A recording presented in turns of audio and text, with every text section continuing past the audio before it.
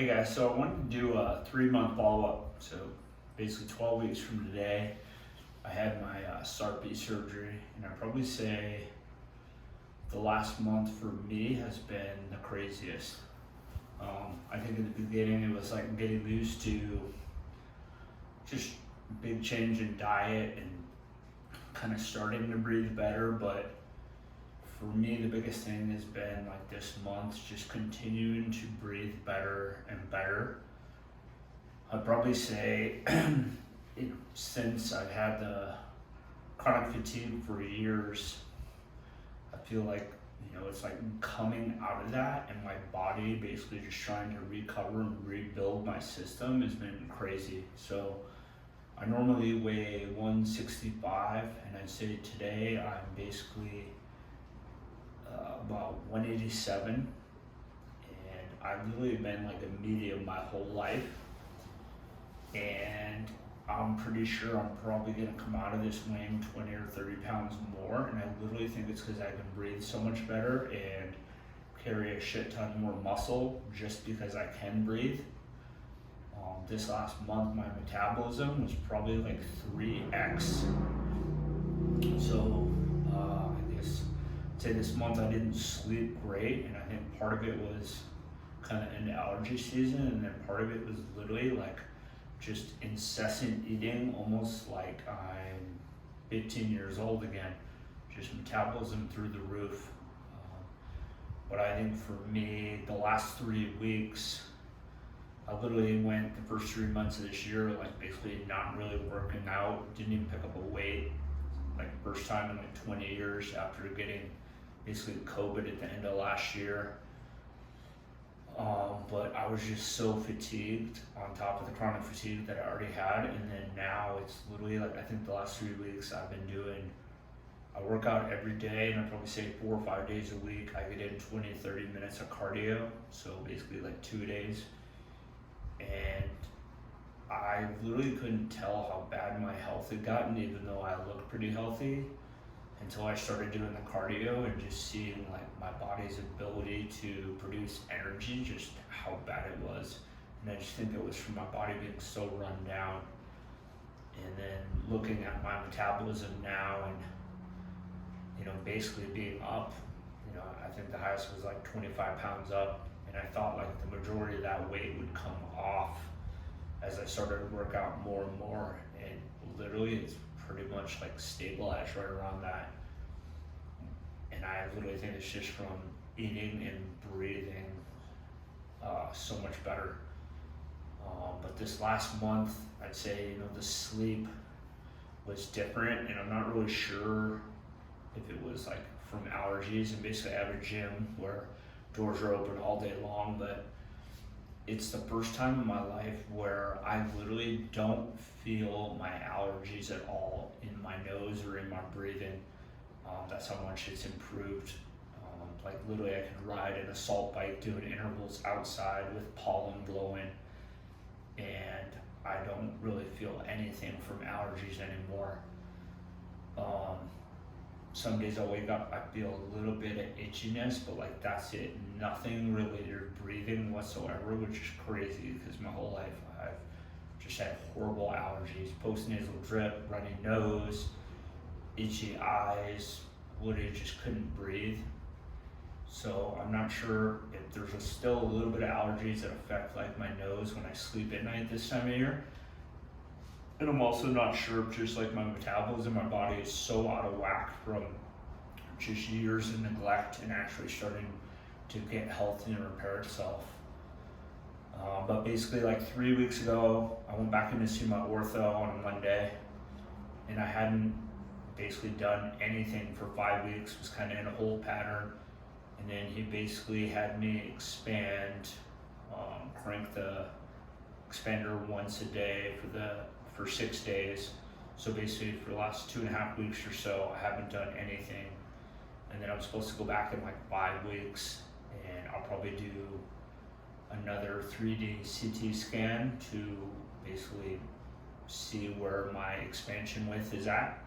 But he's guessing I'll probably end up right around 10 to 12 millimeters. when we started the whole process, he'd kind of guessed somewhere between 8 and 12 millimeters. He said a lot of it had to do with how much my lower jaw basically would open up so that I could accept my upper jaw getting bigger, and that was going to be the limiting factor. And so they've used a rubber band on the one side of my jaw to basically kind of help open up the bottom and keep my jaw realigned, which I've had in for the last basically 8 weeks. But basically I'm thinking if I go back in 5 weeks, that'll basically almost be like 2 months where I haven't expanded. And I know everything I've read, a lot of times orthos will wait 5 or 6 months before they start bringing the bite back together. It's another thing with my sleep.